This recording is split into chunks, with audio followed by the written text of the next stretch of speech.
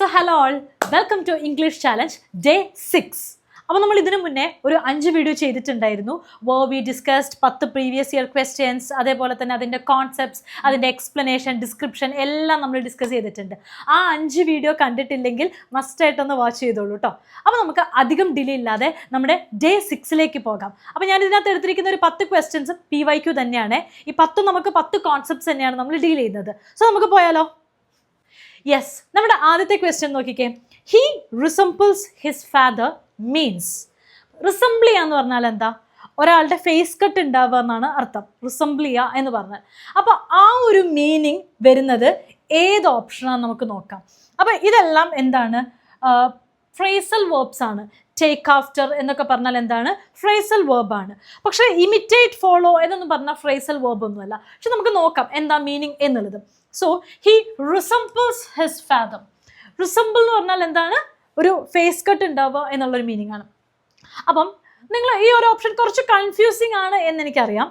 So he takes after, ഇതൊരു PYQ ആണ് കേട്ടോ. Take after, to take after എന്ന് പറഞ്ഞാൽ നമുക്ക് നമ്മുടെ ഫാമിലി മെമ്പറിൽ ഒരാളുടെ ഫേസ് കട്ട് ഉണ്ടെന്നാണ് അർത്ഥം. അപ്പം ഞാൻ നിങ്ങളോട് പറയാണ്, you take after your father എന്ന് പറഞ്ഞാൽ നിങ്ങളെ കാണാൻ നിങ്ങളുടെ അച്ഛൻ്റെ അതേ ഫേസ് കട്ട് ഉണ്ട് എന്നാണ് അർത്ഥം, അല്ലെങ്കിൽ അതേ മുഖച്ഛായ ഉണ്ടെന്നാണ് അർത്ഥം. നമ്മളൊരിക്കലും വേറൊരാളുടെ ഫേസ് കട്ട് വെച്ചത് പറയാറില്ല. ഫാമിലി മെമ്പേഴ്സിൻ്റെ ഫേസ് കട്ട് പറയുമ്പോൾ മാത്രമേ ടേക്ക് ആഫ്റ്റർ എന്ന് നമ്മൾ യൂസ് ചെയ്യുള്ളൂ. ഓക്കെ, എന്ന് പറഞ്ഞാൽ ഫാമിലി മെമ്പറിൻ്റെ ഫേസ് കട്ട് ഉണ്ട്. ഇപ്പം ഞാൻ പറയാണ്, you take after your grand father എന്ന് പറഞ്ഞാൽ നിങ്ങൾക്ക് നിങ്ങളുടെ ഗ്രാൻഡ് ഫാദറിൻ്റെ ഫേസ് കട്ട് ഉണ്ട് എന്നാണ് മീനിങ് വരുന്നത്. സോ ടു ടേക്ക് ആഫ്റ്റർ എന്ന് പറഞ്ഞാൽ മീനിങ് എന്താണ്? To resemble a family member. ഒരു ഫാമിലി മെമ്പറിൻ്റെ ഫേസ് കട്ട് ഉണ്ട് എന്നാണ് ഇതിൻ്റെ അർത്ഥം. To resemble a family member. അപ്പോൾ കണ്ടോ, he resembles his family member, his father എന്ന് പറഞ്ഞാൽ മീനിങ് എന്താണ്? He takes after his father. Okay, അപ്പോൾ ഇതാണ് ഇതിൻ്റെ കറക്റ്റ് ആൻസർ. പിന്നെ പലർക്കും കൺഫ്യൂഷൻ ഉണ്ടാക്കുന്ന ഒരു സംഭവമാണ് ടേക്ക് ആഫ്റ്ററും ലുക്ക് ആഫ്റ്ററും തമ്മിലുള്ള വ്യത്യാസം എന്താണെന്നുള്ളത്. ലുക്ക് ആഫ്റ്റർ എന്ന് പറഞ്ഞാൽ എന്താ? He looks after his father എന്ന് പറഞ്ഞാൽ അവൻ അവൻ്റെ അച്ഛനെ നന്നായിട്ട് കെയർ ചെയ്യുന്നുണ്ടെന്ന് അർത്ഥം. Okay, to look after someone എന്ന് പറഞ്ഞാൽ എന്താ?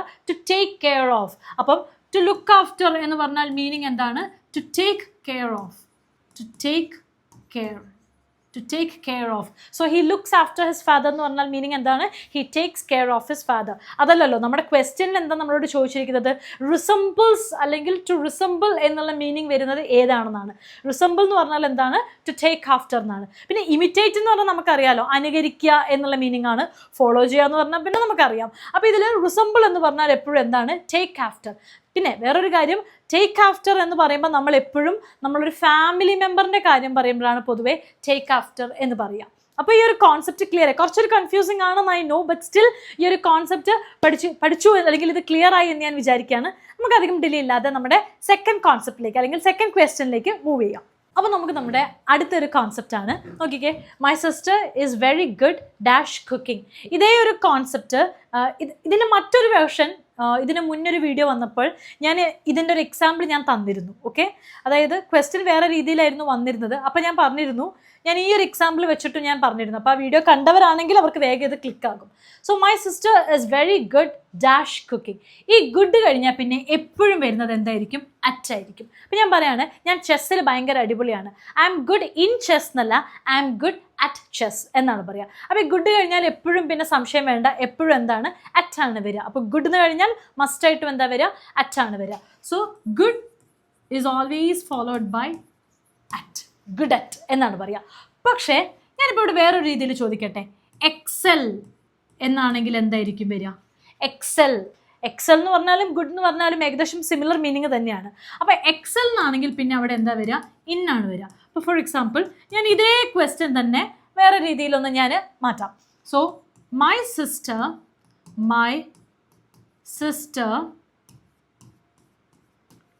എക്സൽസ് ഇൻ കുക്കിംഗ്.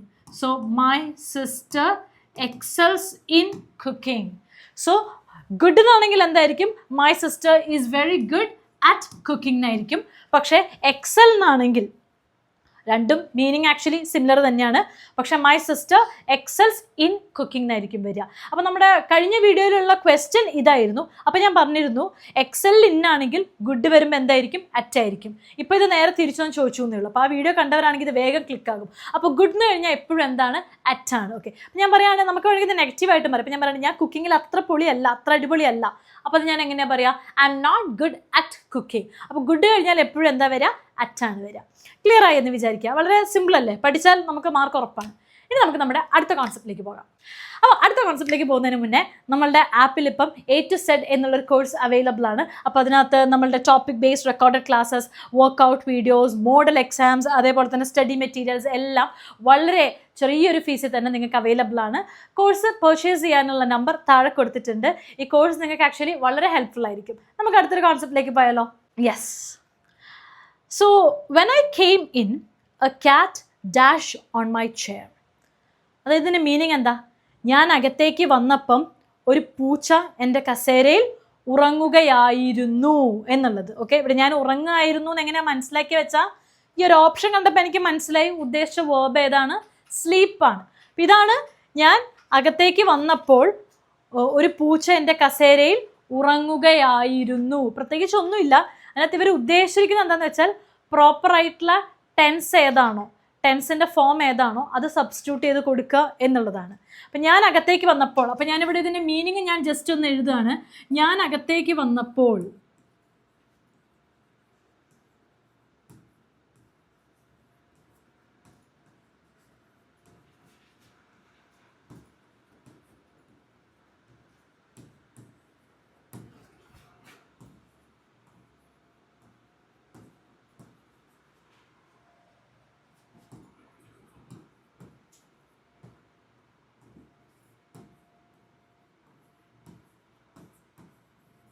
ഉറങ്ങുകയായിരുന്നു.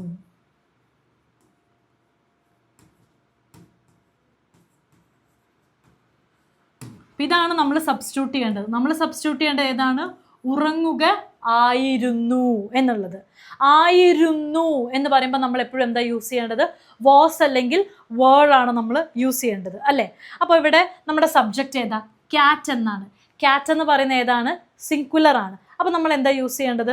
വാസ് ആണ്. അപ്പോൾ ഉറങ്ങുകയായിരുന്നു, അപ്പോൾ എന്താ വരിക? വാസ് ആയിരുന്നു. അതിനൊരു കണ്ടിന്യൂറ്റി ഉണ്ട്. അപ്പോൾ നമ്മൾ പാസ്റ്റ് കണ്ടിന്യൂസ് ആണ് യൂസ് ചെയ്യേണ്ടത്. അതായത് was sleeping.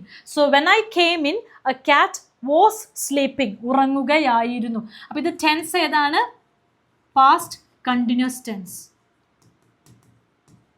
Past continuous tense ആണ്. അപ്പോൾ കണ്ടോ, അപ്പോൾ ഇത് കഴിഞ്ഞു പോയ കാര്യമാണ്. ഓക്കെ, അപ്പം ഞാൻ അകത്തേക്ക് വന്നപ്പം ഒരു പൂച്ച എൻ്റെ കസേരയിൽ എന്ത് ചെയ്യായിരുന്നു? അത് ഉറങ്ങിക്കൊണ്ടിരിക്കുകയായിരുന്നു, അല്ലെങ്കിൽ ഉറങ്ങുകയായിരുന്നു. ഈ ആയിരുന്നു ആ ഒരു കണ്ടിന്യൂറ്റി കാണിക്കാനാണ് നമ്മൾ ING യൂസ് ചെയ്തത്. പിന്നെ ഇത് പാസ്റ്റ് ആണ്, ഓൾറെഡി പാസ്റ്റ് ആണ് നമുക്ക് മനസ്സിലായി. കാരണം കണ്ടോ, ആദ്യം ഇവിടെ എന്താ യൂസ് ചെയ്തത്? പാസ്റ്റ് ടെൻസ് ആണ് യൂസ് ചെയ്തത്. അപ്പോൾ ഈ ക്വസ്റ്റ്യൻ എന്ന് പറയുന്നത് ഇത്രയേ ഉള്ളൂ. നമ്മളോട് കറക്റ്റ് ടെൻസ് ഫോം ഏതാണെന്നാണ് നമ്മളോട് ചോദിക്കുന്നത്. അതായത് സബ്സ്റ്റിറ്റ്യൂട്ട് ചെയ്യുക കറക്റ്റ് ടെൻസ് ഫോം. അപ്പോൾ നമ്മളിവിടെ സബ്സ്റ്റിറ്റ്യൂട്ട് ചെയ്യേണ്ട ഏതാണ്? പാസ്റ്റ് കണ്ടിന്യൂസ് ടെൻസ് ആണ് നമ്മൾ സബ്സ്റ്റിറ്റ്യൂട്ട് ചെയ്യേണ്ടത്. ഇത് ക്ലിയർ ആയി എന്ന് ഞാൻ വിചാരിക്കുകയാണ്.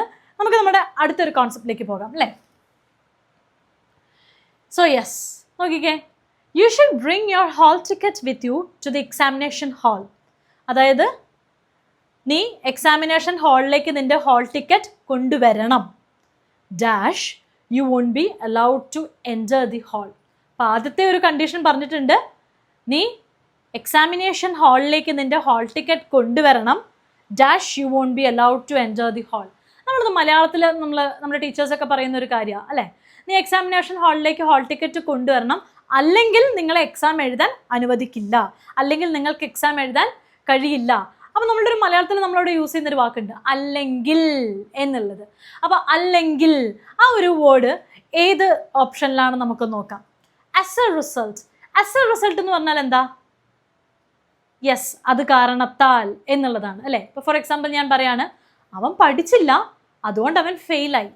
He didn't study, as a result he failed. അത് കാരണത്താൽ എന്നുള്ളത്. അപ്പോൾ അതിവിടെ വരുമോ? അത് കാരണത്താൽ എന്ന് വരില്ല. നമുക്ക് എന്താ വേണ്ടത്? അല്ലെങ്കിൽ എന്നുള്ളതാണ് അല്ലേ? If so. ഇഫ് സോ എന്ന് പറഞ്ഞാൽ എന്താ? ഓക്കെ, അങ്ങനെയാണെങ്കിൽ ഇപ്പം ഞാൻ പറയാണ് അവൾ ബിസിയാണ്, അങ്ങനെയാണെങ്കിൽ ഞാൻ പിന്നെ വിളിക്കാം. She is BC. If so I will call later. ഞാൻ കുറച്ച് കഴിഞ്ഞ് വിളിക്കാം. ഇഫ് സോ അങ്ങനെയാണെങ്കിൽ. അതർവൈസ്. അതർവൈസ് എന്ന് പറഞ്ഞാലാണ് എന്ത്? അല്ലെങ്കിൽ എന്നുള്ളത്. അപ്പം നമ്മുടെ ഇവിടെ കറക്റ്റ് ആൻസർ ഏതാ വരിക? അതർവൈസ് ആണ്. Okay, so you should bring your hall ticket with you to the examination hall. അല്ലെങ്കിൽ നോക്കിക്കേ, അല്ലെങ്കിൽ നിങ്ങളെ എക്സാം എഴുതാൻ നിങ്ങളെ ഹാളിലേക്ക് എൻ്റർ ചെയ്യാൻ അലൗ ചെയ്യില്ല, സമ്മതിക്കില്ല എന്നുള്ളത്. അപ്പോൾ ആദ്യത്തെ ഒരു കണ്ടീഷൻ പറയുകയാണ്. ഹൗവർ എന്ന് പറഞ്ഞാൽ എന്താ? എന്നിരുന്നാലും എന്നുള്ളത്. ഇപ്പം ഞാൻ പറയാണ്, അവൾ ആക്ച്വലി എന്താ പറയുക, ഭയങ്കര ടാലൻറ്റഡ് ആണ്. പക്ഷെ എന്നിരുന്നാലും അവൾക്ക് കോൺഫിഡൻസ് വളരെ കുറവാണ്. She is very talented, however she lakhs confidence. എന്നിരുന്നാലും എന്നുള്ളത്. അപ്പോൾ ഇതാണ് അതിൻ്റെ മീനിങ് എന്ന് പറയുന്നത്. ഓക്കെ, സോ 4ന്റെ മീനിങ് നിങ്ങൾക്ക് കിട്ടിയെന്ന് ഞാൻ വിചാരിക്കുന്നു. അപ്പോൾ ആസ് എ റിസൾട്ട് എന്ന് പറഞ്ഞാൽ എന്താണ്? അതു കാരണത്താൽ. അതു കാരണത്താൽ എന്നുള്ളതാണ്. ഇപ്പോൾ for example, yes, he didn't study. അവൻ പഠിച്ചില്ല. As a result he failed. അതുകൊണ്ട് അവൻ ഫെയിലായി. അവൻ പഠിച്ചില്ല, അത് കാരണത്താൽ അവൻ ഫെയിലായി. ഇഫ് സോ എന്ന് പറഞ്ഞാൽ എന്താ? അങ്ങനെയാണെങ്കിൽ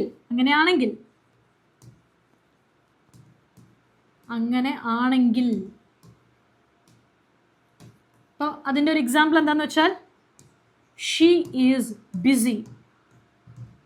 അങ്ങനെയാണെങ്കിൽ ഞാൻ പിന്നെ വിളിക്കാം. If so I will call later. ഞാൻ പിന്നെ വിളിക്കാം. ഐ വിൽ കോൾ ലേറ്റർ എന്നുണ്ട്. I will call later. Otherwise ആണ് നമ്മുടെ കറക്റ്റ് ആൻസർ. ഹൗവർ എന്ന് പറഞ്ഞാൽ എന്നിരുന്നാലും എന്നുള്ളത്. ഇപ്പം ഞാൻ പറയുകയാണ്, അവൾ വളരെ ടാലൻറ്റഡ് ആണ് എന്നുള്ളത്. എന്നിരുന്നാലും. ഇപ്പം അതിൻ്റെ ഒരു എക്സാമ്പിൾ, ഷീ ഈസ് ടാലൻറ്റഡ്. അവൾ ടാലൻറ്റഡ് ആണ്. ഹൗവർ അവൾക്ക് കോൺഫിഡൻസ് കുറവാണ്. ഷീ ലാക്സ്. ലാക്ക് എന്ന് പറഞ്ഞാൽ എന്താ? കുറവാണ്. She lakhs confidence. ഓക്കെ, അപ്പോൾ നമ്മുടെ ഇവിടെ കറക്റ്റായിട്ട് വരുന്ന കറക്റ്റായിട്ട് വരുന്ന വേർഡ് ഏതാണ്? ഓപ്ഷൻ സി ആണ്, അതർവൈസ്, അല്ലെങ്കിൽ. So you should bring your hall ticket with you to the examination hall. Otherwise you won't be allowed to enter the hall. അല്ലെങ്കിൽ നിങ്ങളെ ഹാളിൻ്റെ ഉള്ളിലേക്ക് കയറ്റാൻ സമ്മതിക്കില്ല. അപ്പോൾ ഇത് വളരെ ക്ലിയർ ആയി എന്ന് ഞാൻ വിചാരിക്കുകയാണ്. ഇത് പ്രാക്ടീസ് ചെയ്ത് നമുക്ക് കിട്ടാവുന്നതേ ഉള്ളൂ. അപ്പോൾ നമുക്ക് നമ്മുടെ അടുത്ത കോൺസെപ്റ്റിലേക്ക് നമുക്ക് മൂവ് ചെയ്യാം. ഓക്കെ, കണ്ടോ, നമ്മുടെ അടുത്ത കോൺസെപ്റ്റ് നോക്കിക്കേ. If she agrees I dash inform you എന്നുള്ളത്. ഓക്കെ, അവൾ സമ്മതിച്ചാൽ ഞാൻ നിന്നെ ഇൻഫോം ചെയ്യാം. ഇത് ഏതാ കോൺസെപ്റ്റ് എന്ന് മനസ്സിലായോ? Yes, if close. അതിൻ്റെ ഏറ്റവും വലിയ ക്ലൂ ആണിത്. ഇഫ് ക്ലോസ് ആണ് നമ്മുടെ കോൺസെപ്റ്റ് എന്ന് പറയുന്നത്, അല്ലേ? അപ്പം നമുക്കറിയാം നമ്മുടെ കോൺസെപ്റ്റ് ഏതാണ്? ഇഫ് ക്ലോസ് ആണ് നമ്മുടെ കോൺസെപ്റ്റ് എന്ന് പറയുന്നത്. അപ്പോൾ നമുക്കറിയാം 3 കണ്ടീഷൻ ഉണ്ട് എന്ന് നമുക്കറിയാം. നമ്മുടെ ആദ്യത്തെ കണ്ടീഷൻ എന്ന് പറഞ്ഞാൽ എന്താണ്? ഇപ്പോൾ ഫോർ എക്സാമ്പിൾ എന്താണ്? യെസ്, നീ എന്നെ വിളിച്ചാൽ ഞാൻ വരാം. ഞാൻ ഇത് ക്വസ്റ്റ്യൻ അല്ലാതെ ഞാൻ വേറൊരു കോൺസെപ്റ്റ് ഞാൻ ഇൻട്രൊഡ്യൂസ് ചെയ്യാം.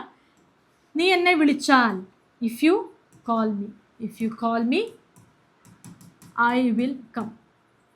നീ എന്നെ വിളിച്ചാൽ ഞാൻ വരും. രണ്ടാമത്തെ സിറ്റുവേഷൻ, ഇഫ് യു കോൾ എന്നുള്ളത് എന്താകും? കോൾഡ് ആകും, അല്ലേ? അത് V2 ആണ്. I would come. മൂന്നാമത്തതെന്ന് പറയുന്നത്, ഇഫ് യു ഹാഡ് കോൾഡ്. ഇത് V3 ആണ്. I would have come. ഇതെന്താണ്? V3 ആണ്. കമ്മിൻ്റെ V2 V3 ഒക്കെ കം എന്ന് തന്നെയാണ് കേട്ടോ. അല്ല സോറി, കമ്മിൻ്റെ V2 കെയിം ആണ്.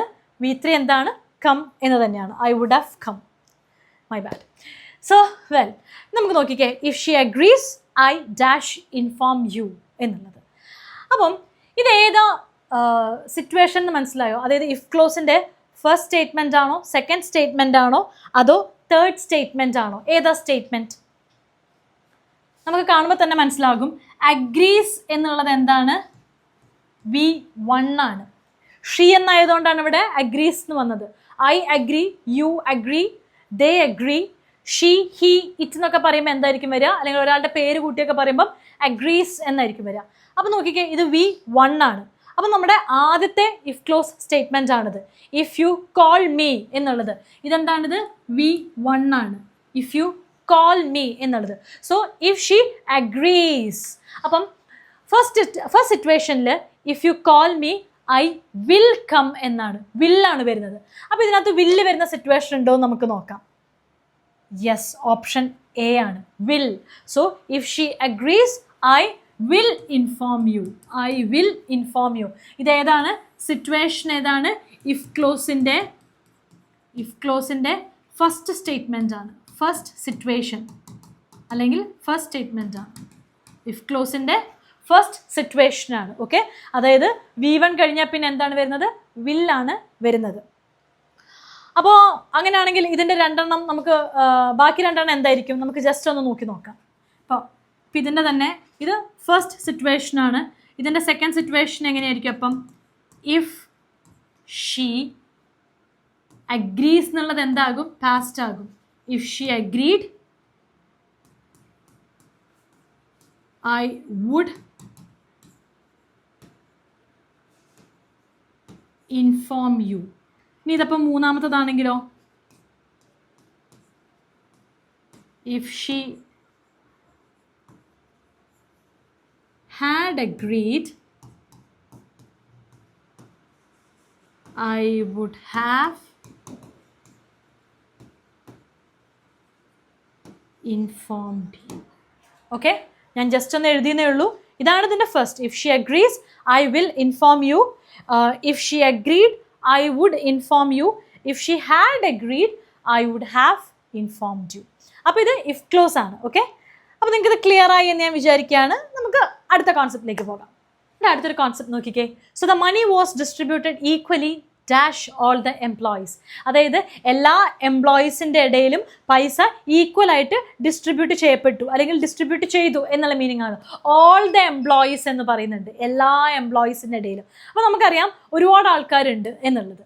അപ്പം ഇടയിൽ എന്ന് പറയുമ്പോൾ നമുക്കൊരു ഡൗട്ട് ഉണ്ടായിരിക്കും. ഇതിനകത്ത് വിത്തും ബിസൈഡും അല്ല, നമുക്ക് ഏകദേശം ഉറപ്പാണ്. എമംഗ് ആണോ ബിറ്റ്വീൻ ആണോ എന്ന് നമുക്ക് ചെറിയൊരു കൺഫ്യൂഷൻ ഉണ്ടായിരിക്കും. പക്ഷേ ഇതിൻ്റെ കറക്റ്റ് ആൻസർ എന്ന് പറയുന്നത് എന്താണ്?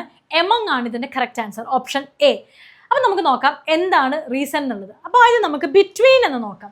ബിറ്റ്വീൻ എന്ന് നമ്മൾ എപ്പോഴും പറയുന്നത് രണ്ടാൾക്കാരുടെ ഇടയിലുള്ള കാര്യം പറയുമ്പോഴാണ്. അതായത് രണ്ടാൾക്കാർ, ടു പീപ്പിൾ, രണ്ടാൾക്കാരുടെ ഇടയിലുള്ള കാര്യം പറയുമ്പോഴാണ് നമ്മൾ ബിറ്റ്വീൻ എന്ന് പറയുന്നത്. അപ്പം എനിക്ക് പറയണം രാജുവിൻ്റെയും രാധയുടെയും ഇടയിൽ ഒരു ഫൈറ്റ് ഉണ്ട് എന്നുള്ളത്, അവരുടെ ഇടയിൽ ഒരു, അല്ലെങ്കിൽ അവർ തമ്മിലൊരു അടിയുണ്ട്. അപ്പം രാജു രാധ രണ്ടുപേരുണ്ട് അല്ലേ? അപ്പം അതിൻ്റെ ഒരു എക്സാമ്പിളാണ് എന്ത്? സോ എക്സാമ്പിൾ,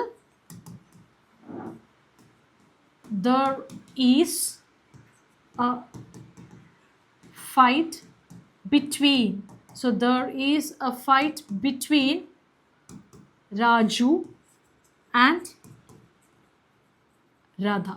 അപ്പോൾ കണ്ടോ, രാധ രാജു, ഇങ്ങനെ രണ്ടു പേരുടെ ഇടയിലുള്ള കാര്യം പറയുമ്പോഴാണ് നമ്മൾ ബിറ്റ്വീൻ എന്ന് പറയുന്നത്. ഓക്കെ, രണ്ടിൽ കൂടുതലുള്ളത് പറയുമ്പോൾ നമ്മൾ എന്താ പറയുക? എമംഗ് ആണ് പറയുക. അപ്പം എമംഗ് നമ്മൾ എപ്പോഴും എന്താ യൂസ് ചെയ്യുക? More than two people, more than two people. രണ്ടാൾക്കാരുടെ കാര്യം, രണ്ടിൽ കൂടുതലുള്ള ആൾക്കാരുടെ കാര്യം പറയുമ്പോൾ നമ്മൾ എമംഗ് ആണ് യൂസ് ചെയ്യുന്നത്. ഓക്കെ, അപ്പോൾ ഇവിടെ പറയുന്നുണ്ട് ഓൾ ദ എംപ്ലോയീസ് എന്നുള്ളത്, അതായത് എല്ലാ എംപ്ലോയീസിൻ്റെ ഇടയിലും എന്ന്. അപ്പം നമുക്കറിയാം രണ്ടിൽ കൂടുതലാണ് പറയുന്നത്. ഓൾ എന്നുള്ളൊരു വാക്ക് അവിടെ യൂസ് ചെയ്യുന്നുണ്ട്, ഓൾ, എല്ലാം. അപ്പോൾ അവിടെ നമ്മൾ എന്താ യൂസ് ചെയ്യുന്നത്? എമംഗ് ആണ് ഇവിടുത്തെ കറക്റ്റ് ആൻസർ എന്ന് പറയുന്നത്. അപ്പോൾ ഫോർ എക്സാമ്പിൾ എനിക്ക് പറയണം സ്റ്റുഡൻസിൻ്റെ ഇടയിൽ ഒരു ഫൈറ്റ് ഉണ്ട്, സ്റ്റുഡൻസ് എന്ന് പറയുമ്പം. അപ്പോൾ you can say there is A fight, there is A fight among the students, among the students. Students എന്നാണ് പറയുന്നത്. രണ്ട് സ്റ്റുഡൻസ് എന്ന് പറയുകയാണെങ്കിൽ അവിടെ ബിറ്റ്വീൻ ആയിരിക്കും. അപ്പം രണ്ടിൽ കൂടുതലുണ്ടെങ്കിൽ അവിടെ എമങ്ങും, രണ്ടു പേരുടെ കാര്യമാണ് പറയുന്നതെങ്കിൽ അവിടെ എന്താ യൂസ് ചെയ്യുന്നത്?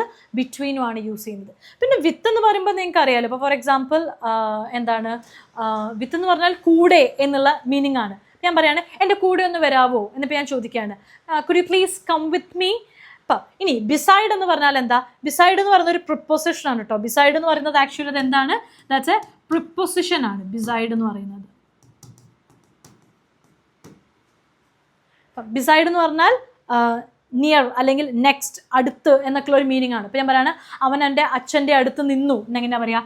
He stood beside his father. He stood beside his father. അവൻ്റെ അച്ഛൻ്റെ. ടു സ്റ്റാൻഡ് നിയർ ബൈ എന്നുള്ളത്, അല്ലെങ്കിൽ ക്ലോസ്, നെക്സ്റ്റ് ടു എന്നൊക്കെയുള്ള ഒരു മീനിങ് ആണ്. അപ്പോൾ ഇത് ആക്ച്വലി എന്താണ്? ഇതൊരു പ്രിപ്പൊസിഷനാണ്. ഓക്കെ, അപ്പം ഇവിടെ എന്തുകൊണ്ട് എം വന്നു എന്നുള്ളത് നിങ്ങൾക്ക് ക്ലിയർ ആയി എന്ന് ഞാൻ വിചാരിക്കുകയാണ്. രണ്ടാൾക്കാരുടെ കാര്യം പറയുകയാണെങ്കിൽ വളരെ ക്ലിയർ കട്ടായിട്ട് രണ്ടാൾക്കാരുടെ കാര്യം പറയുമ്പോൾ ബിറ്റ്വീനും, രണ്ടിൽ കൂടുതലുള്ളതാണെങ്കിൽ എന്താണ്? എമങ്ങുമാണ് നമ്മൾ യൂസ് ചെയ്യുന്നത്. അപ്പോൾ അവിടെ ഓൾ എന്ന് വന്നതുകൊണ്ട് നമ്മളിവിടെ എന്ത് യൂസ് ചെയ്യുന്നു? എമങ് യൂസ് ചെയ്യുന്നു. അടുത്ത കോൺസെപ്റ്റിലേക്ക് പോയാലോ? യെസ്, നമ്മുടെ അടുത്ത കോൺസെപ്റ്റ് നോക്കിക്കേ. You should refrain dash bad company. ഇത് അധികം ഒന്നും എക്സ്പ്ലെയിൻ ചെയ്യാനില്ല, ഒരൊറ്റ കാര്യം എനിക്ക് പറയാനുള്ളൂ.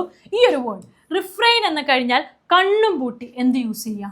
ഈ ഒരു വാക്ക് യൂസ് ചെയ്യുക, ഫ്രം. Refrain from.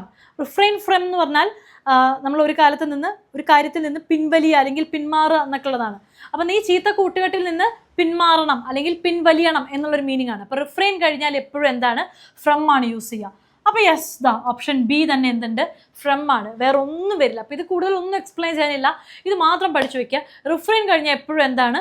ഫ്രം ആണ്. ഓക്കെ, അപ്പോൾ ഞാൻ പറയുകയാണ് you should refrain from bad company എന്നുള്ളത്. നീ ചീത്ത കൂട്ടുകെട്ടിൽ നിന്ന് പിന്മാറണം. അപ്പോൾ റിഫ്രെയിൻ കഴിഞ്ഞാൽ എപ്പോഴും എന്തേ വരുള്ളൂ? ഫ്രമ്മേ വരുള്ളൂ. അതിൽ യാതൊരു തർക്കവും ഇല്ല. ഓക്കെ, നമുക്ക് നമ്മുടെ അടുത്ത കോൺസെപ്റ്റിലേക്ക് പോകാം. അപ്പോൾ നമ്മുടെ അടുത്ത കോൺസെപ്റ്റ് നോക്കിക്കേ, എറർ സ്പോട്ടിംഗ് ആണ്. ഇതും PSCക്ക് വളരെ ഇഷ്ടപ്പെട്ട ഒരു മേഖലയാണ് എറർ സ്പോട്ടിംഗ് എന്നുള്ളത്. So we went there on last Tuesday and yes, നമ്മുടെ ഓപ്ഷൻ ഡി എന്ന് പറയുന്നത് എന്താണ്? നോ എറർ എന്നാണ്. അപ്പോൾ നമുക്ക് ഏത് ഭാഗത്താണോ എറർ ഉള്ളത് ആ ഓപ്ഷൻ നമ്മൾ ക്ലിക്ക് ചെയ്യുക, അല്ലെങ്കിൽ സ്ട്രൈക്ക് ചെയ്യാം. അപ്പോൾ യെസ്, അപ്പോൾ we went there on last Tuesday. നിങ്ങൾക്ക് ഏതാ തോന്നുന്നത്? ഓപ്ഷൻ എ, വിയിൽ എന്തെങ്കിലും എറർ ഉണ്ടോ? വെന്റ് ദറിൽ എന്തെങ്കിലും എറർ ഉണ്ടോ? ഓൺ ലാസ്റ്റ് ട്യൂസ്ഡേയിൽ എന്തെങ്കിലും എറർ ഉണ്ടോ? അതോ ഓപ്ഷൻ ഡി ആണോ? അപ്പോൾ ഞാൻ അധികം ഒന്നും സസ്പെൻസ് വെക്കുന്നില്ല.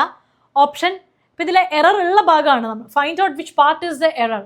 അപ്പോൾ ഈ ഓപ്ഷൻ സി ആണ് ഇതിൻ്റെ ആൻസർ എന്ന് പറയുന്നത്. ഓപ്ഷൻ സിയിലാണ് എന്തുള്ളത്? എറർ ഉള്ളത്. ഇവിടുത്തെ എറർ എന്താണെന്ന് വെച്ചാൽ ഇത് തന്നെയാണ് ഇവിടുത്തെ എറർ, ഓൺ എന്നുള്ളത്.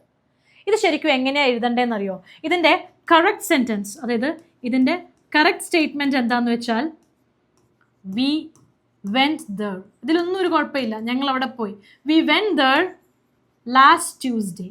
We went there last Tuesday എന്നാണ് പറയുക. ഓക്കെ, അതിൻ്റെ റീസൺ, അതിൻ്റെ എക്സ്പ്ലനേഷനും കൂടെ വേണമല്ലോ. ഈ ലാസ്റ്റ് എന്നൊക്കെ പറയുമ്പം നമ്മൾ പിന്നെ അവിടെ ഓൺ, ഇൻ, അറ്റ് എന്നൊന്നും ചേർക്കേണ്ട ഒരാവശ്യമില്ല. അങ്ങനെ യാതൊരു പ്രിപ്പോസിഷനും നമ്മൾ ചേർക്കേണ്ട ആവശ്യമില്ല. ഈ ലാസ്റ്റ്, അതേപോലെ തന്നെ നെക്സ്റ്റ്, ലാസ്റ്റ്, നെക്സ്റ്റ് എന്നൊക്കെ പറയുമ്പം നോ പ്രിപ്പോസിഷൻ ഇസ് നീഡഡ്. ഒരു പ്രിപ്പോസിഷനും വേണ്ട. അതാണ് ഇതിൻ്റെ എക്സ്പ്ലനേഷൻ എന്ന് പറയുന്നത്. ലാസ്റ്റ്, നെക്സ്റ്റ് എന്നൊക്കെ പറയുമ്പോൾ നമ്മളിവിടെ യാതൊരു പ്രിപ്പോസിഷനും പാടില്ല. അപ്പോൾ അതുകൊണ്ട് തന്നെ we went there last Tuesday എന്ന് മതി, ഓൺ ലാസ്റ്റ് ട്യൂസ്ഡേ എന്നൊന്നും പറയില്ല. പക്ഷേ ട്യൂസ്ഡേ എന്ന് മാത്രമാണെങ്കിൽ അതും കൂടെ നമ്മൾ മനസ്സിലാക്കണം. ഡേയുടെ കാര്യം പറയുമ്പം നമ്മൾ എപ്പോഴും ഓൺ ചേർക്കും. പക്ഷേ ഈ ലാസ്റ്റ്, നെക്സ്റ്റ് എന്നൊക്കെ നമ്മൾ ആഡ് ചെയ്യുമ്പം പ്രിപ്പോസിഷൻ ആവശ്യമില്ല. ഇത് വേറൊരു രീതിയിലും വരും കേട്ടോ. ഇപ്പോൾ ഫോർ എക്സാമ്പിൾ പ്രിപ്പോസിഷൻ ആഡ് ചെയ്യേണ്ട ഒരു സിറ്റുവേഷൻ ഞാൻ പറഞ്ഞുതരാം. പൊതുവേ നമ്മൾ ഡേയുടെ കാര്യം പറയുമ്പം നമ്മൾ ഓൺ ആഡ് ചെയ്ത് കൊടുക്കാറുണ്ട്. പക്ഷേ ലാസ്റ്റ്, നെക്സ്റ്റ് എന്നൊക്കെ പറയുമ്പം നമ്മൾ ഓൺ ഒരിക്കലും ആഡ് ചെയ്ത് കൊടുക്കില്ല. ഇപ്പോൾ ഇതേപോലെ തന്നെ ഇപ്പോൾ കണ്ടോ, we went there last Tuesday മതി, ഓൺ ലാസ്റ്റ് ട്യൂസ്ഡേ എന്ന് ആവശ്യമില്ല. ഇപ്പം ഞാൻ പറയാണ് ഞാൻ അടുത്ത ട്യൂസ്ഡേ അവിടെ പോകും. I will go there next Tuesday എന്നാണ് പറയുക. I will go there next Tuesday. അപ്പോൾ അവിടെ നമ്മൾ നെക്സ്റ്റ് എന്ന് ആഡ് ചെയ്തു. പക്ഷേ ഓൺ നെക്സ്റ്റ്, ഓൺ ലാസ്റ്റ് എന്നൊന്നും നമ്മൾ പറയില്ല. സോ ലാസ്റ്റ്, നെക്സ്റ്റ് എന്ന് പറയുമ്പോൾ നോ പ്രിപ്പോസിഷൻ. ഇനി ഓൺ എവിടെ യൂസ് ചെയ്യാമെന്ന് ഞാൻ പറയാം. ഓൺ എവിടെ യൂസ് ചെയ്യാന്ന് വെച്ചാൽ നമ്മൾ ലാസ്റ്റ് നിന്ന് നെക്സ്റ്റ് എന്നൊന്നും യൂസ് ചെയ്യുന്നില്ലെങ്കിൽ അവിടെ മാൻഡേറ്ററി ആയിട്ട് എന്ത് കൊടുക്കണം? ഓൺ കൊടുക്കണം. ഇപ്പോൾ അതിൻ്റെ വേറൊരു സ്റ്റേറ്റ്മെൻറ്റ് ഞാൻ പറയാം. ഫോർ എക്സാമ്പിൾ, ഞാൻ അവിടെ ട്യൂസ്ഡേ പോയി. ഞാനല്ല, ഞങ്ങൾ. So we went there on Tuesday. We went there on Tuesday. ഞങ്ങൾ അവിടെ ട്യൂസ്ഡേ പോയി. ഇപ്പോൾ കണ്ടോ, ഇവിടെ ഞാൻ ട്യൂസ്ഡേ എന്ന് പറയുമ്പോഴും ഇവിടെ ഞാൻ എന്ത് യൂസ് ചെയ്തു? ഓൺ യൂസ് ചെയ്തു. അതായത് നോർമൽ കണ്ടീഷനിൽ പ്രിപ്പോസിഷനായിട്ട് എന്ത് കൊടുക്കണം? ഓൺ. അതായത് നമ്മളിങ്ങനെ ഡേ, മൺഡേ, ട്യൂസ്ഡേ, വെൻസ്ഡേ എന്നൊക്കെ പറയുന്ന സിറ്റുവേഷനിൽ നമ്മൾ ഓൺ ആണ് പ്രിപ്പോസിഷൻ കൊടുക്കുക. വേറെ പ്രിപ്പോസിഷൻ ഒന്നും യൂസ് ചെയ്യരുത്. പക്ഷേ ഈ ലാസ്റ്റ്, നെക്സ്റ്റ് ഒക്കെ എന്ന് പറയുമ്പോൾ നമ്മൾ ഒരു പ്രിപ്പോസിഷൻ്റെ ആവശ്യമില്ല. സോ ഒന്നെങ്കിൽ we went the last Tuesday, അപ്പോൾ നമ്മൾ എന്ത് വേണ്ട, ലാസ്റ്റ് എന്നൊരു വേർഡ് ഉള്ളതുകൊണ്ട് നോ പ്രിപ്പോസിഷൻ, ഒരു പ്രിപ്പോസിഷനും കൊടുക്കുന്നില്ല. അല്ലെങ്കിൽ പിന്നെ we went the on Tuesday. അപ്പോൾ ഇതാണ് ഇതിൻ്റെ എറർ എന്ന് പറയുന്നത്. അപ്പോൾ ഇവിടെ ലാസ്റ്റ് എന്നുള്ളത് കൊണ്ട് കണ്ടോ, ഈ ലാസ്റ്റ് ഇവിടെ ഉള്ളത് കൊണ്ട് നമ്മൾ ഓണിൻ്റെ ആവശ്യമില്ല. ഈ ഓൺ എന്നുള്ളത് ഇവിടെ ഒരു അധികപ്പറ്റാണ്. അപ്പോൾ നമുക്ക് ഈ ഒരു എറർ സ്പോട്ടിങ് നിങ്ങൾക്ക് ക്ലിയർ ആയി ഞാൻ വിചാരിക്കുകയാണ്. നമുക്ക് നമ്മുടെ അടുത്ത കോൺസെപ്റ്റിലേക്ക് പോകാം. ഇത് ഈസി ആയിരുന്നില്ലേ? കണ്ടോ, സംഭവം മനസ്സിലാക്കിയാൽ ഭയങ്കര സിമ്പിളാണ്. നമുക്ക് മാർക്ക് സ്കോർ ചെയ്യാനും വെരി സിമ്പിൾ. അടുത്ത കോൺസെപ്റ്റിലേക്ക് മൂവ് ചെയ്താലോ? നമ്മുടെ അടുത്തൊരു കോൺസെപ്റ്റ് നോക്കിക്കേ. So it dash raining here for 3 days, അല്ലെങ്കിൽ it dash raining for 3 days here. ഇതേ ഒരു കോൺസെപ്റ്റ് നമ്മൾ ഇതിന് മുന്നേയുള്ള വീഡിയോയിൽ ചെയ്തിട്ടുണ്ടായിരുന്നു. അപ്പോൾ ആ ഒരു 5 വീഡിയോസ് കണ്ടിട്ടില്ലെങ്കിൽ മസ്റ്റായിട്ടൊന്ന് വാച്ച് ചെയ്തോളൂ. അപ്പോൾ നമുക്ക് നോക്കാം. അപ്പം കണ്ടോ, ഫോർ 3 days ഹിയർ എന്നുള്ളത്, അതായത് 3 ദിവസം ആയിട്ട് ഇവിടെ മഴ പെയ്തുകൊണ്ടിരിക്കുകയാണ്. അതായത് എപ്പോഴോ തുടങ്ങി, ഒരു ആക്ഷൻ പാസ്റ്റിൽ തുടങ്ങി, പക്ഷേ അത് പ്രസൻറ്റിൽ ഇപ്പോഴും കണ്ടിന്യൂ ചെയ്യുന്നുണ്ട്. അപ്പോൾ ഇങ്ങനെയുള്ള സിറ്റുവേഷനിൽ നമ്മൾ യൂസ് ചെയ്യേണ്ട ടെൻസ്, അതായത് ഇവർ ഇവിടെ ഏത് ടെൻസാണ് യൂസ് ചെയ്യേണ്ടതെന്നാണ് സത്യം പറഞ്ഞാൽ നമ്മളോട് ചോദിക്കുന്നത്. അപ്പം ഇവിടെ യൂസ് ചെയ്യേണ്ട ടെൻസ് ഏതാന്ന് ചോദിച്ചാൽ present perfect. Present perfect continuous tense ആണ് നമ്മളിവിടെ യൂസ് ചെയ്യേണ്ടത്. പ്രസൻറ്റ് പെർഫെക്റ്റ് കണ്ടിന്യൂസ് ടെൻസ് എന്ന് പറയുന്നത് എന്താ? ഒന്നെങ്കിൽ ഹാസ് ബീൻ, അല്ലെങ്കിൽ ഹാവ് ബീൻ പ്ലസ് കണ്ടിന്യൂസ് എന്ന് പറയുമ്പോൾ എന്തുണ്ടായിരിക്കും? ING. അതായത് ഈ ഒരു ടെൻസ് നമ്മൾ ഇംഗ്ലീഷിൽ യൂസ് ചെയ്യേണ്ട സിറ്റുവേഷൻ, ഒരു കാര്യം പാസ്റ്റിൽ തുടങ്ങി ഇപ്പോഴും അത് കണ്ടിന്യൂ ചെയ്യുന്നുണ്ട്. ഇപ്പം എനിക്ക് പറയണം, ഞാൻ 3 മണിക്കൂറായിട്ട് പഠിപ്പിച്ചുകൊണ്ടിരിക്കുകയാണ്. ഇത് ഞാൻ എപ്പോഴോ തുടങ്ങിയതാണ്, ഇപ്പോഴും പഠിപ്പിച്ചുകൊണ്ടിരിക്കുകയാണ്. ഞാൻ 3 മണിക്കൂറായിട്ട് പഠിപ്പിച്ചുകൊണ്ടിരിക്കുകയാണ് എന്ന് പറയുമ്പോൾ എങ്ങനെയാണ്? I have been teaching for 3 hours. I have been teaching for 3 hours. അല്ലെങ്കിൽ എനിക്ക് പറയണം, ഞാൻ 10 മണി മുതൽ പഠിപ്പിച്ചുകൊണ്ടിരിക്കുകയാണ്.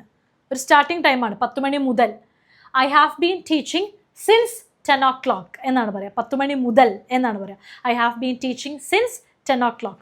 അപ്പം ഈ ഫോറും സിൻസും ഒക്കെ വന്നാൽ പിന്നെ നമ്മൾ ഈ പ്രസൻറ്റ് പെർഫെക്റ്റ് കണ്ടിന്യൂസ് ടെൻസ് ആണ് നമ്മൾ യൂസ് ചെയ്യുക. അതാണ് ഇവിടുത്തെ ഒരു ക്ലൂ എന്ന് പറയുന്നത്, ഫോർ അല്ലെങ്കിൽ സിൻസ് വന്നാൽ. അപ്പോൾ നോക്കിക്കേ, ഹാസ് ബീൻ അല്ലെങ്കിൽ ഹാവ് ബീൻ. അപ്പോൾ ഇറ്റ് എന്നായതുകൊണ്ട് നമ്മളവിടെ എന്തായിരിക്കും യൂസ് ചെയ്യുക? ഹാസ് ആയിരിക്കും യൂസ് ചെയ്യുക. ഇറ്റ് എന്ന് പറയുന്നത് എന്താണ്? 3rd person സിംഗുലർ ആണ്. അപ്പോൾ നമ്മളിവിടെ ഹാസ് ആണ് നമ്മൾ യൂസ് ചെയ്യുന്നത്, അല്ലേ? അപ്പോൾ ഈ ഹാസ് ബീൻ പ്ലസ് ING ഉണ്ട്. ING പിന്നെ ഓൾറെഡി ഇവിടെ കൊടുത്തിട്ടുണ്ട്. യെസ്, ദാ has been, option C has been ആണ്. അപ്പോൾ ഇവിടുത്തെ കറക്റ്റ് ആൻസർ എന്താണ്? So it has been raining for 3 days here എന്നുള്ളതാണ്. ഓക്കെ, അതായത് ഫോറും സിൻസും ഒക്കെ ഉണ്ടെങ്കിൽ നമ്മൾ എന്താ യൂസ് ചെയ്യുക? പ്രസൻറ്റ് പെർഫെക്റ്റ് കണ്ടിന്യൂസ് ടെൻസ് ആണ് നമ്മൾ ഉപയോഗിക്കുന്നത്. പ്രസൻറ്റ് പെർഫെക്റ്റ് കണ്ടിന്യൂസിൻ്റെ സ്ട്രക്ചർ ഒന്നെങ്കിൽ ഹാസ് ബീൻ അല്ലെങ്കിൽ ഹാവ് ബീൻ ആയിരിക്കും. I, you, they, we എന്നൊക്കെ പറയുമ്പം ഹാവ് ബീനും, ഹി, ഷീ, ഇറ്റ്, അല്ലെങ്കിൽ നമ്മളിപ്പോൾ ഒരാളുടെ പേര്, ഇപ്പോൾ ഫോർ എക്സാമ്പിൾ രാജു എന്നൊക്കെ പറയുമ്പോൾ എന്തായിരിക്കും? ഹാസ് ബീനും ആയിരിക്കും നമ്മൾ യൂസ് ചെയ്യുന്നത്. ഇറ്റ് എന്നായതുകൊണ്ടാണ് ഇവിടെ ഹാസ് ബീൻ എന്ന് വന്നത്. ഓക്കെ, അപ്പോൾ കണ്ടോ, അപ്പോൾ ഒരു കാര്യം പാസ്റ്റിൽ തുടങ്ങി, പക്ഷെ അത് ഇപ്പോഴും എന്ത് ചെയ്യുന്നുണ്ട്? അത് കണ്ടിന്യൂ ചെയ്യുന്നുണ്ട്. അപ്പോൾ അങ്ങനെയാണെങ്കിൽ നമുക്ക് അടുത്ത കോൺസെപ്റ്റിലേക്ക് മൂവ് ചെയ്യാം. ഓക്കെ, അപ്പോൾ നമ്മുടെ അടുത്ത കോൺസെപ്റ്റ് നോക്കിക്കേ. Dash we work hard we will not be successful എന്നുള്ളത്. ഓക്കെ, അതായത് നമ്മൾ സ്ഥിരം കേൾക്കുന്ന ഒരു സംഭവമല്ല, അല്ലെങ്കിൽ നമ്മൾ വേറൊരാളോടൊക്കെ പറയാറുണ്ട്, നീ വർക്ക് ചെയ്യാത്തിടത്തോളം നീ സക്സസ്ഫുൾ ആവില്ല, നീ റെസ്റ്റ് എടുക്കാത്തിടത്തോളം നീ റിക്കവർ ആവില്ല, അതായത് ഒരു കാര്യം ചെയ്യാത്തിടത്തോളം മറ്റൊന്നും സംഭവിക്കില്ല എന്ന് പറയുന്നത്. അപ്പം നമുക്ക് നോക്കാം, ഈ തോളം എന്ന് പറയുമ്പോൾ, അങ്ങനെ പറയുമ്പോൾ കുറച്ച് വിയേർഡാണെന്ന് എനിക്കറിയാം. അപ്പം എന്നാലും നീ വർക്ക് ചെയ്യാത്തിടത്തോളം, അല്ലെങ്കിൽ ഇവിടെ നമ്മൾ വർക്ക് ചെയ്യാത്തിടത്തോളം. അപ്പം ഞാൻ ഡയറക്റ്റ് ആയിട്ട് ആൻസറിലേക്ക് തന്നെ പോവുകയാണേ. അതായത് അൺലെസ് ആണ് നമ്മുടെ കറക്റ്റ് ആൻസർ എന്ന് പറയുന്നത്. Okay, so unless we work hard എന്നുള്ളതാണ് നമ്മൾ വർക്ക് ചെയ്യാത്തിടത്തോളം. അപ്പോൾ തോളം എന്നുള്ളൊരു മീനിങ് ആണ് വരുന്നത്, എക്സെപ്റ്റ് ഇഫ് എന്നുള്ളൊരു സിറ്റുവേഷൻ പറയാൻ വേണ്ടിയിട്ട്. ഇഫിൻ്റെ മീനിങ് നമുക്ക് എല്ലാവർക്കും അറിയാം, അല്ലേ? ഒരു കണ്ടീഷൻ പറയാൻ വേണ്ടിയിട്ടാണ്. ഞാൻ പറയാണ്, നമ്മൾ ഹാർഡ് വർക്ക് ചെയ്താൽ നമ്മൾ സക്സസ്ഫുൾ ആകും. അവിടെ നമ്മൾ നെഗറ്റീവായിട്ടല്ല, ഒരു കാര്യം ചെയ്താൽ മറ്റൊന്ന് സംഭവിക്കും എന്നാണ് പറയുന്നത്, അല്ലേ? അപ്പം ഇഫ് വെച്ചിട്ടാണെങ്കിൽ നമ്മൾ എങ്ങനെയാണ് പറയുക? ഇഫ് വി വർക്ക് ഹാർഡ്, നമ്മൾ ഹാർഡ് വർക്ക് ചെയ്താൽ, if we work hard we will be successful ആവും എന്നാണ്. ഇവിടെ നെഗറ്റീവ് രീതിയിലാണ് വരുന്നത്. ഇവിടെ നോക്കിക്കേ, നമ്മൾ വർക്ക് ചെയ്യാത്തിടത്തോളം നമ്മൾ സക്സസ്ഫുൾ ആവില്ല, അങ്ങനെ വരുന്നത്. പക്ഷേ ഇഫ് ആണ് യൂസ് ചെയ്യുന്നതെങ്കിൽ നമുക്ക് അവിടെ പോസിറ്റീവായിട്ടേ വരുത്താൻ പറ്റുള്ളൂ. So if we work hard we will be successful, നമ്മൾ സക്സസ്ഫുൾ ആകും എന്നാണ് പറയുന്നത്. അതായത് വർക്ക് ചെയ്താൽ സക്സസ്ഫുൾ ആകും. ഇനി ഓൾത്തോയും നമ്മൾ ഡെയിലി ലൈഫിൽ യൂസ് ചെയ്യുന്ന. അപ്പം ഞാൻ പറയില്ലേ, മഴ പെയ്യായിരുന്നിട്ട് കൂടി അവർ പുറത്ത് കളിക്കാൻ പോയി. അപ്പം ഞാനതെങ്ങനെയാണ് പറയുക? ഓൾത്തോ ഇറ്റ് വാസ് റെയിനിങ്, മഴ പെയ്യായിരുന്നിട്ട് കൂടി they went out to play. മഴയായിരുന്നിട്ട് കൂടി അവർ പുറത്ത് കളിക്കാൻ പോയി. ഇനി ബിക്കോസിന് അർത്ഥം നമുക്ക് എല്ലാവർക്കും അറിയാം. ഞാൻ പറയാണ്, എനിക്ക് ഇന്നലെ നിന്നെ വിളിക്കാൻ പറ്റിയില്ല കാരണം ഞാൻ ബിസി ആയിരുന്നു. ബിക്കോസ് എന്ന് പറഞ്ഞാൽ മീനിങ് എന്താണ്? കാരണം എന്നാണ്. സോ ഞാൻ പറയാണ്, എനിക്ക് ഇന്നലെ നിന്നെ വിളിക്കാൻ സാധിച്ചില്ല എന്ന് പറയുമ്പം I couldn't. So I couldn't call you yesterday. കാരണം ഞാൻ തിരക്കിലായിരുന്നു. Because I was busy. നമ്മൾ കോൺവെർസേഷണൽ ലാംഗ്വേജിൽ ബിക്കോസ് വെച്ചിട്ട് സ്റ്റാർട്ട് ചെയ്യുമെങ്കിലും ഫോർമൽ ആയിട്ടുള്ള റിട്ടൺ ലാംഗ്വേജിൽ, അതായത് ഇംഗ്ലീഷിൽ നമ്മൾ ബിക്കോസ് വെച്ചിട്ട് ഒരു സെൻറ്റൻസ് സ്റ്റാർട്ട് ചെയ്യാറില്ല. അപ്പം ബിക്കോസ് അല്ല എന്ന് നമുക്ക് ആദ്യമേ ഇവിടുന്ന് മനസ്സിലാക്കാം. കാരണം ബിക്കോസ് വെച്ചിട്ട് പൊതുവേ നമ്മൾ ഫോർമൽ ലാംഗ്വേജിലും റിട്ടൺ ലാംഗ്വേജിലും സ്റ്റാർട്ട് ചെയ്യില്ല. പക്ഷെ നമ്മൾ കോൺവെർസേഷണൽ ലാംഗ്വേജിൽ പിന്നെയും യൂസ് ചെയ്യാറുണ്ട്. അപ്പോൾ ഇതിൻ്റെ കറക്റ്റ് ആൻസർ എന്ന് പറയുന്നത് എന്താണ്? അൺലെസ് ആണ്. അപ്പോൾ ഈ സെൻറ്റൻസ് ഞാൻ ഒന്നും കൂടി ഒന്ന് ട്രാൻസ്ലേറ്റ് ചെയ്യാം. അതായത് നമ്മൾ വർക്ക് ചെയ്യാത്തിടത്തോളം നമ്മൾ സക്സസ്ഫുൾ ആവില്ല. Unless we work hard we will not be successful എന്നാണ്. ഓക്കെ, അപ്പോൾ ഈ ഒരു കോൺസെപ്റ്റ് ക്ലിയർ ആയി എന്ന് ഞാൻ വിചാരിക്കുകയാണ്. അപ്പം ഞാൻ നേരത്തെ പറഞ്ഞു, നമ്മുടെ കോഴ്സ്, അതായത് നമ്മുടെ A to Z കോഴ്സ് ഇപ്പം ആപ്പിൽ അവൈലബിൾ ആണ്. നമ്മുടെ A to Z കോഴ്സ് ഇപ്പം ആപ്പിൽ അവൈലബിൾ ആണ്. നിങ്ങൾക്ക് നമ്മളിവിടെ ഡീൽ ചെയ്ത പോലത്തെ PYQ, അതേപോലെ തന്നെ topic based recorded classes, PYQ, workout videos, model exams, 100ഓളം മോഡൽ എക്സാംസ് ഒക്കെ വളരെ ചെറിയൊരു ഫീസിൽ തന്നെ ഇപ്പോൾ ആപ്പിൽ അവൈലബിൾ ആണ്. അപ്പോൾ ഈ കോഴ്സ് പർച്ചേസ് ചെയ്യാൻ താല്പര്യമുള്ളവർ താഴെ കാണുന്ന നമ്പറിൽ കോൺടാക്ട് ചെയ്തോളൂ. മറ്റൊരു ചലഞ്ച് വീഡിയോ ആയിട്ട് നമുക്ക് വീണ്ടും കാണാം. So stay tuned and practice more.